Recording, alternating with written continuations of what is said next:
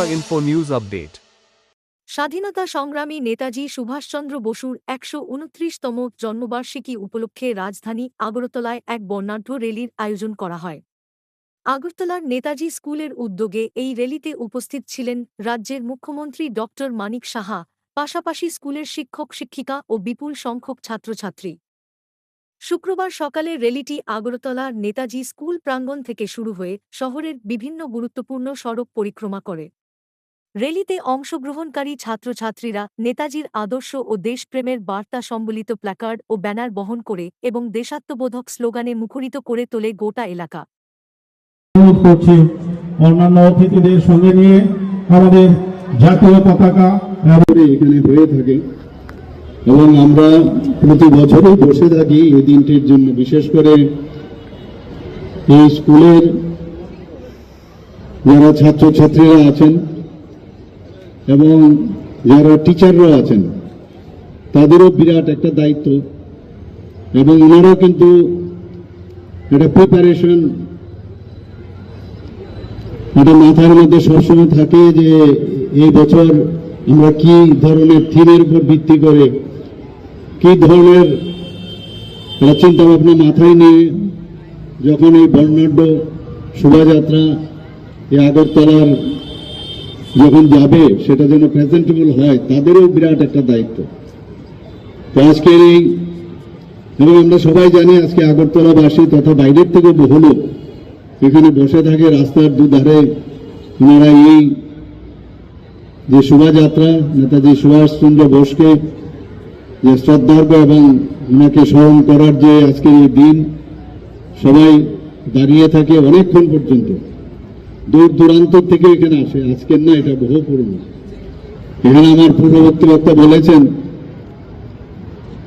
যে নেতাজি সুভাষচন্দ্র বসুর উপর ভিত্তি করে দেশ স্বাধীন হওয়ার পরে 1948-এ ৩রা মার্চ এই নেতাজি স্কুল এখানে স্থাপন হয়েছে এবং সেই উপলক্ষে আজকের যা প্রোগ্রাম, সেই প্রোগ্রামে আমাদের মাঝে উপস্থিতি ভগবান পাঠিয়েছেন যে দেশ মাতৃকার সেবার জন্য ওনার সেটাকে প্রত্যাখ্যান করে দেশের সেবায় উনি নিয়োজিত হয়েছিলেন। ওনার যে এখানে আজকে যদিও এটা 1948 সনের স্কুল স্থাপন হয়েছিল, কিন্তু এটা শুরু হয়েছিল এই যে শোভাযাত্রা 1951 থেকে। এবং আমাদের কাছে এটা একটা স্বাধীনতা সংগ্রামের যে ইতিহাসের যাকে বলা হয় যে কিংবদন্তি, সেই নেতাকে আজকে কিন্তু স্মরণ করার দিন 23শে জানুয়ারি আমাদের কাছে মুখস্থ হয়ে গেছে। ভারতবর্ষের বহু জায়গায় সেই অনুষ্ঠানটি হয়ে থাকে, কিন্তু যেভাবে ওনাকে সম্মান দেওয়ার কথা ছিল সেইভাবে কিন্তু সম্মান মানে অন্ততপক্ষে গভর্নমেন্টের তরফ থেকে দেওয়া হয়নি। যদিও উনি প্রতিটি মানুষের, প্রতিটি ভারতবর্ষের প্রতিটি মানুষের হৃদয়ে কিন্তু উনি স্থান নিয়েছেন। সেটা আমরা যে কোনো জায়গায় যাই, যে কোনো বাড়িতে গেলে ওনার প্রতিটা ঘরের মধ্যে ওনার কিন্তু একটা ফটো সবসময় থাকে। এবং উনি এই স্বাধীনতা সংগ্রামের একটা চিরস্মরণীয় একজন ব্যক্তি এবং একটা উজ্জ্বল এবং মহান চরিত্র। আমাদের কাছে একটা আদর্শ পুরুষ হিসাবে যখনই আমাদের মনে হয় যে এটা যে কোনো জায়গায় যে একটা প্রতিবাদের ভাষার যে বিষয় আসে, অন্যায় হচ্ছে, তো অন্যায়ের প্রতিবাদ করতে গেলে প্রথমে যার কথা মনে হয় সে হচ্ছে আমাদের নেতাজি সুভাষচন্দ্র বোস।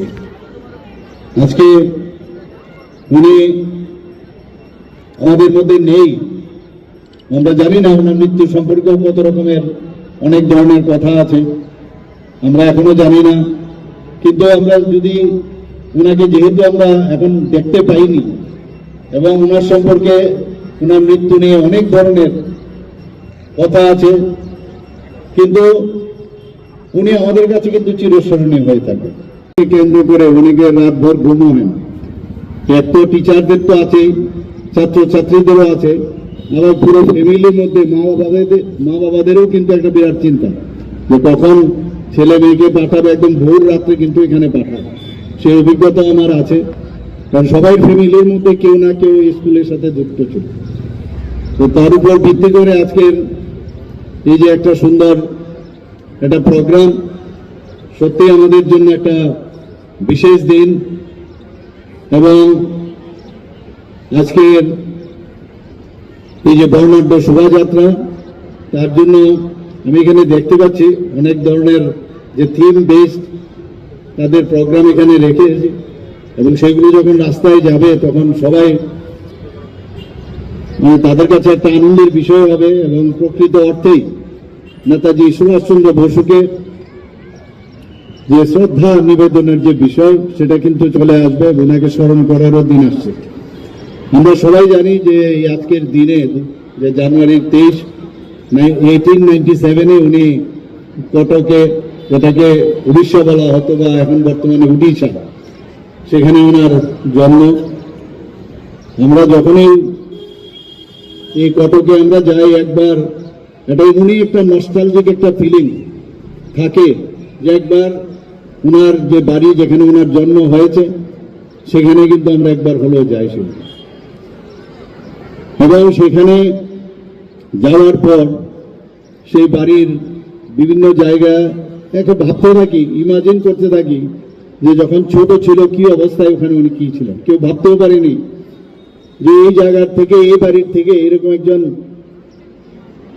মানে দেশপ্রেমিক বেরোবে, বীর পুরুষ বেরোবে, যে ইংরেজকে একদম নাড়িয়ে দেবে এবং ইংরেজের একটা কম্পন সৃষ্টি করবে। সেটাই আমরা ভাবতে ভাবতে একটা নস্টালজিক ফিল করি। আমরা সবাই জানি যে ওনার প্রেসিডেন্সি কলেজে উনি পড়াশোনা করতেন। হি ওয়াজ এ ভেরি গুড স্টুডেন্ট, সবাই আমরা জানি। এবং প্রেসিডেন্সি কলেজে ওনাকে এক্সপেল পর্যন্ত হতে হয়েছিল। আর তার কারণ হচ্ছে যে উনি ন্যাশনালিস্টিক যে অ্যাক্টিভিটি, এই কারণে তাকে এক্সপেল করতে হতে হয়েছিল। Subscribe to Tripura Info and press the bell icon so that you never miss any latest updates and news on Tripura.